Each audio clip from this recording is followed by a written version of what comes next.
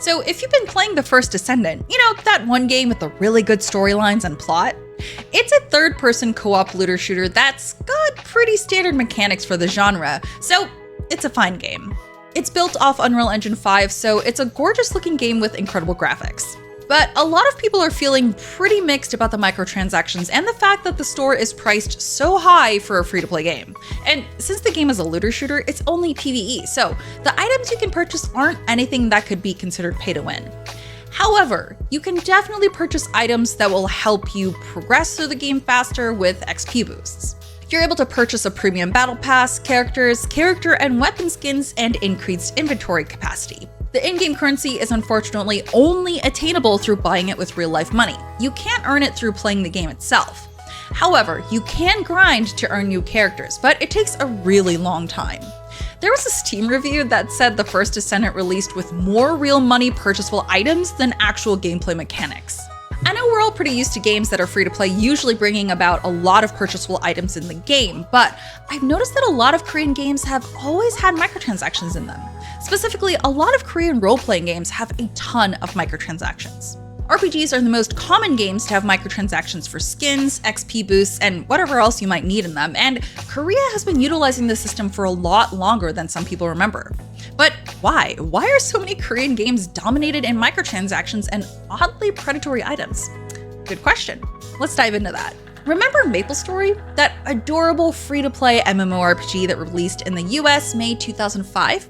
That was created by Wizet, another Korean developer that initiated the discussion around microtransactions because its users weren't just in Korea, but also now in North America.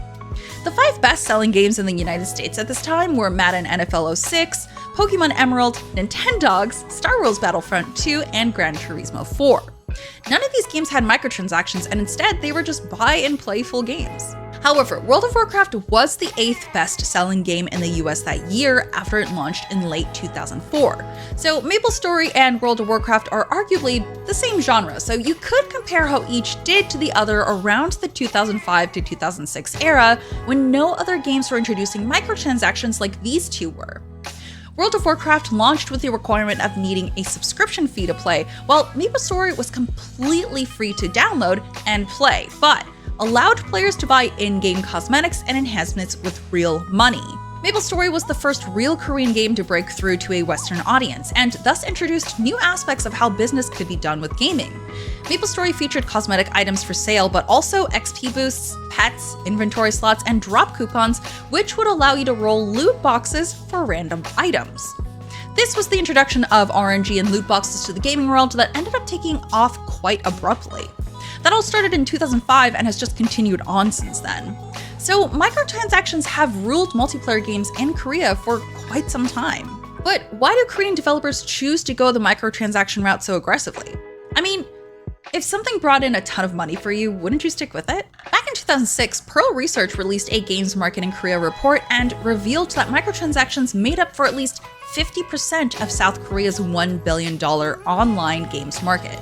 That was back in 2006 when microtransactions were only just blossoming, but Korea had already gotten its formula down. Whether or not these microtransactions bring in money from the Western audience really doesn't matter. They know they have their core audience down and can depend on their money being spent on in-game items. I really believe this is why Korean MMOs don't survive well in North America. Black Desert Online was fine, but people realized how grindy the game was and how predatory the microtransactions seemed because it really felt like you had no choice but to purchase items to help you get through the game easier. Lost Ark is another example of things like this failure in North America, but why do these games seem to fail elsewhere?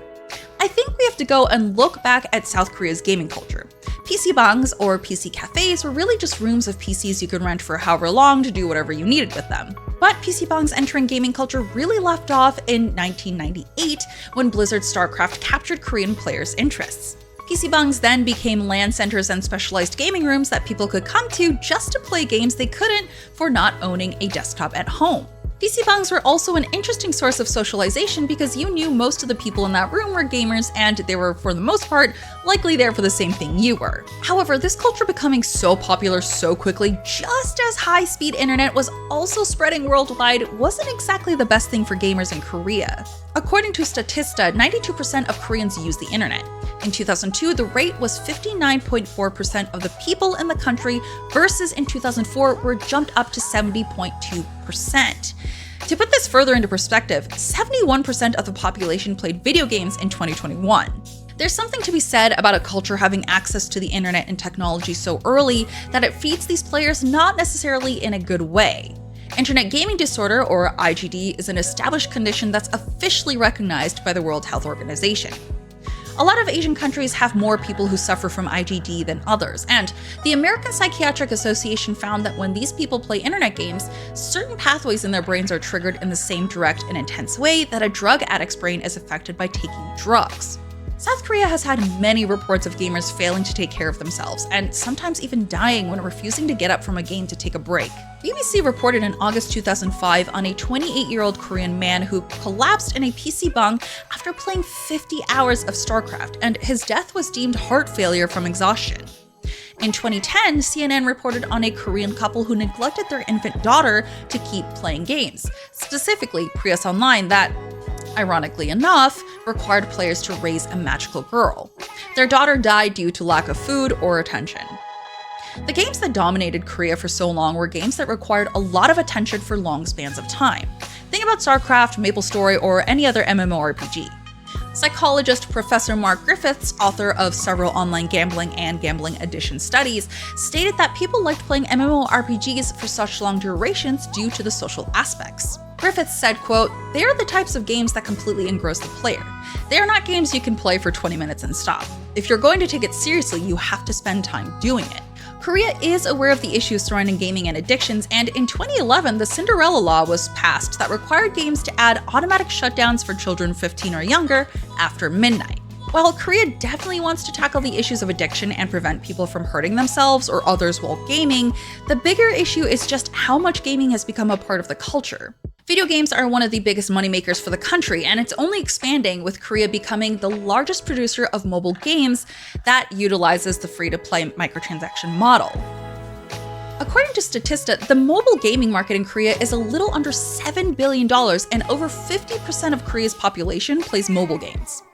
I'm not trying to demonize developers, but when you see a monetization model that works and generates billions of income, you're bound to stick with it, especially when you know your audience is susceptible to spending tons of money in your games.